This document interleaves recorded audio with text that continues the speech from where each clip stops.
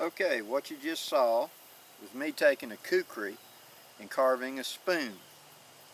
Yes, you can carve with a kukri. You're going to do big, bold details. You can make tools, whatever. As you saw, it functions as a draw knife. It functions several different ways. You saw how I sticked it in that piece of wood and was using it for a draw knife up close for like a spoke shave. And I've created this shape. Now I realize this doesn't look like the common spoons like to put on the table. What this is very similar to a Native American spoon that I saw in an archaeological display. The spoon is very long and thick, and it's a hollowed out branch, and on this end it's going to thin down and be almost like a shovel, and it was for pushing food up into this, and you bring it up the mouth and eat it sideways, as well as, you know, putting it in like this. Corn, stuff like that, large grains, rice, stuff like that. But it had a very thin rat tang on it, and it was small and compact, handy for, you know, digging, you know, in a pot, stirring, scooping out, and it being flat-ended, it'll go into the bottom. Now, with the kukri, I did the big part. Yes, I can go ahead and hollow it out, but that will require me taking the tip of the kukri, splitting a green stick, putting about an inch of the tip of the kukri, sticking through it, clamping down, and using that in reverse method like a wood chisel to hollow out the bowl. That is a lot of work. But I want to demonstrate you could do the basic job with the kukri. Now, I've made the basic shape. Now we're going to shift over to refining it with my Mora and with this. This is William Collins' Monkentoggin, or crooked knife. I've been wanting to try this out, and I've already done a couple of minor things, but this was the Native American design from up north that was specifically for this type of job of doing just about anything. And I think it's going to be the one that's going to do the bulk of the remaining work with this, because as you see, it's a perfect push away from your draw knife, and I can refine this shape now that I've roughed it in. So taking my thumb and pushing push cuts on that hard end grain. This is yellow pine, or red pine, some people call it. Hard for pine, and it's very dry. Really, I should be doing a project like this with green softwood, but as you saw, that limb was down, and hey, it was handy. So now, what I'm going to do is I'm going to cut this down, carve it down, and hollow it out, and turn it into the design over the next hour, something like that. Now, as I'm doing it right now, as you see, I'm making a fist, I'm hooking it, and that bevel only goes one way, so I'm kind of twisting and pulling it. Each section of this knife does a different job. And see, this is cutting the end grain with using the bevel like a chisel. That makes a nice rounded end grain. Now when I turn the knife over like this, now I can start gouging it out and forming the bowl. And that's going to be my next project. So rather than make you sit here for 2 hours and watch me do this, let's just say that I'm about to do it, I'll make it, and I'll give you updates every so often. Stay with me, be right back. Okay, I got the basic shape. First off, this was not good wood to use.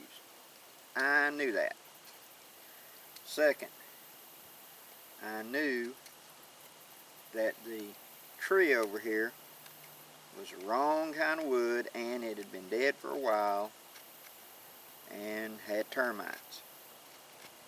So, needless to say, I acknowledge up front, I am no great wood carving master. What I do is functional. I would have no problem eating with this. Would it be pretty? No. And if you're looking for experts on wood carving spoons, I suggest you look to the UK. Them boys do a lot of practicing at it, and they're good at it. I mean, they really are.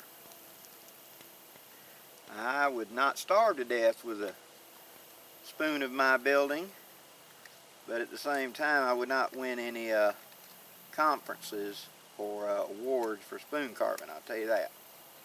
But it ain't a skill I want to be an expert at. It can be overdone. I want to make a field expedient piece of equipment in the field that I can use for right now. The only reason I'm carving one of these is because I've lost a spoon and I need something to eat with. That's it.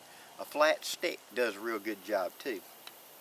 But having said that, I would like to say that this knife by William Collins, this crooked knife, is a damn nice knife. It gets into all those little spaces. It makes hollowing out a bowl easy, and you can do draw cuts like you see me doing there, like this, and just draw into it, put the hollowing part of the blade in there and just start pulling, and out starts falling fine little peelings, fine little slivers, and you can sit there and make a spoon or make a bowl or whatever fairly quickly. So here's the piece.